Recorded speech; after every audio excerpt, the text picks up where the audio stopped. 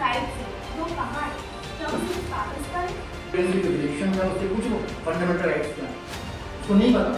Difficult है तो अगर हम सोच के रखेंगे कि ये डिफिकल्ट है तो हमसे कुछ नहीं हो पाएगा। पेरेंट्स अपनी खुद का जो फ्रस्ट्रेशन जो रहता है वो बच्चों पे निकालते हैं।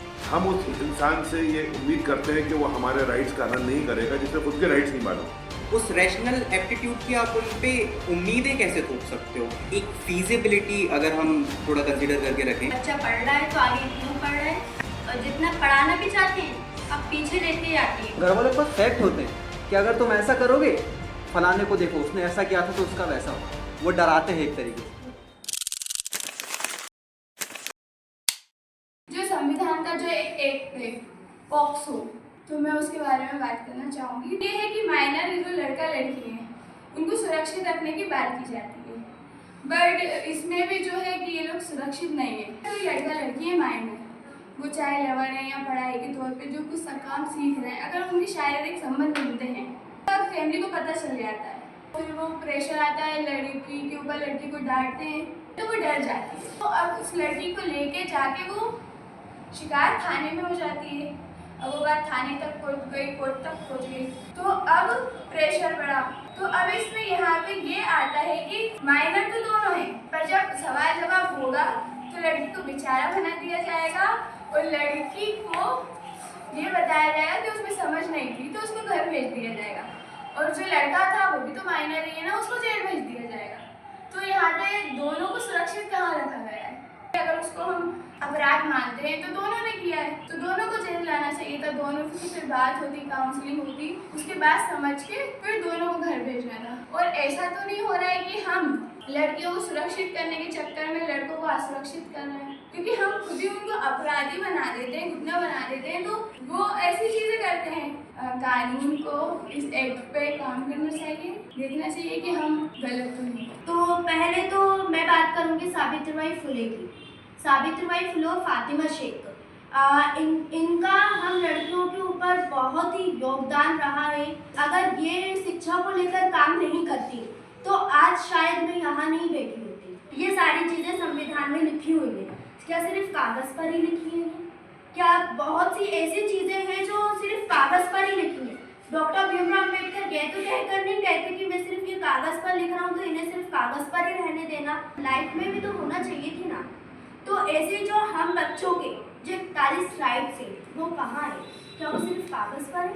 पूरा टेक्स्ट, वो भी इतना छोटा छोटा, आदमी वैसे ही डर जाता है कि भाई ये क्या है। और एज कम्पेयर टू अगर दूसरी चीज़ हम जाएंगे तो वो इतना फैंसी दिखता है, तो वहाँ भी एक कॉन्सेंट्रेशन लूज होता है कि यार क्या पढ़ना है, इसको छोड़ो और कुछ देखो। जो एक कम्युनिटी है, मजदूर कम्युनिटी, उसके लिए वो क्या है?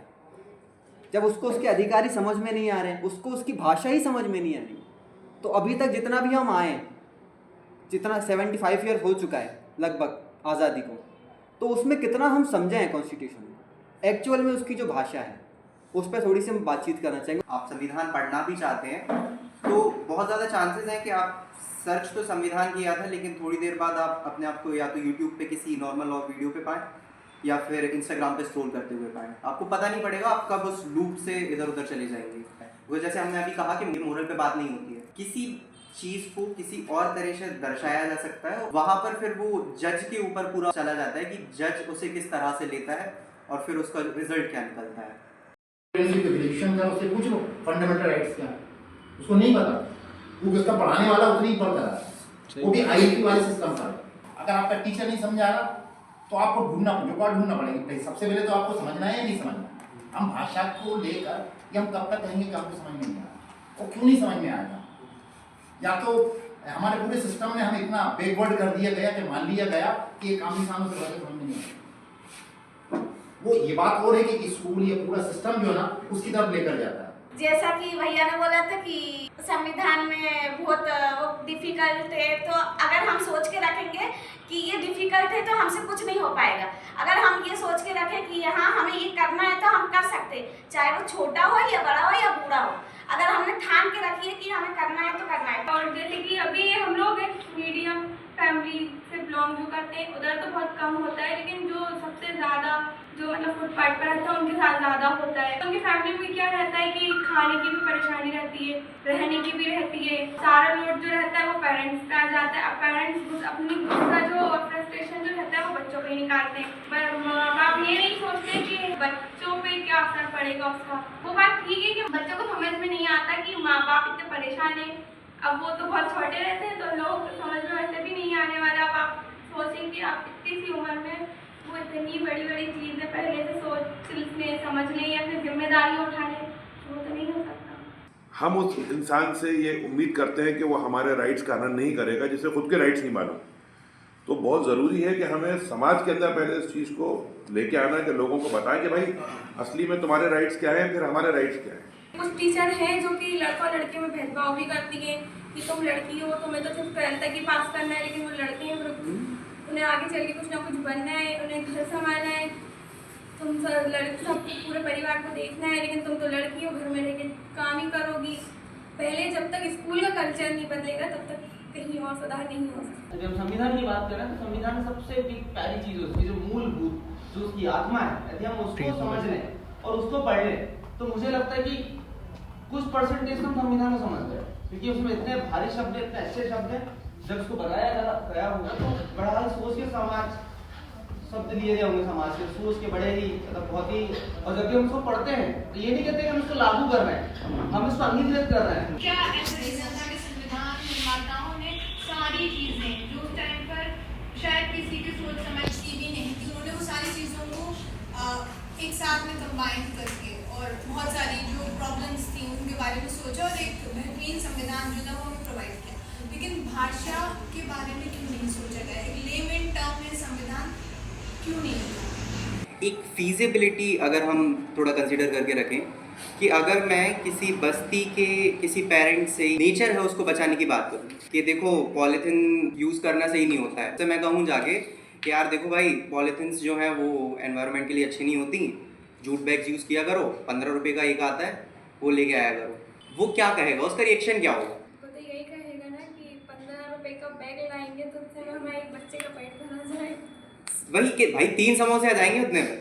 यही यहाँ पे ये बात होती है कि उस रैशनल एप्टीट्यूड की आप उन पे उम्मीदें कैसे थोप सकते हो? उनको नहीं पता ना कि सही क्या है, उनको खुद ही नहीं पता। उनने जो दुनिया देखी सही क्या है वो आपको एटलीस्ट समझाया जाए कि रैशनल एप्टीट्यूड डेवलप किया जाए जो स्कूल्स में भी हो। तो घर वालों से पूछा जाता है ये क्या होता है, उस पर मार पड़ती है, उन्हें देने भी नहीं देते हैं, ना खुद लेना चाहते हैं वो राइट्स, ना बच्चों को देते हैं। बच्चा पढ़ रहा है तो आगे क्यों पढ़ रहा है, और जितना पढ़ाना भी चाहते हैं अब पीछे लेते जाते हैं। उन्हें उनको पढ़ने देना है, रोकते भी जाते हैं। उनसे कुछ सवाल पूछो तो ऐसा तुम पढ़ रहे हो तो इतना बिगाड़ रहा, ये हो रहा है तो वो हो रहा है।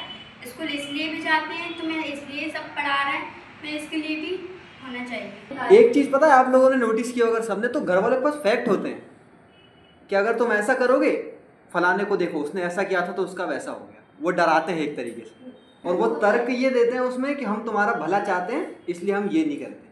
आप माँ बाप तो मान जाते हैं हर एक चीज़ में, लेकिन माँ बाप के मानने के बाद रिश्तेदार नहीं मानते।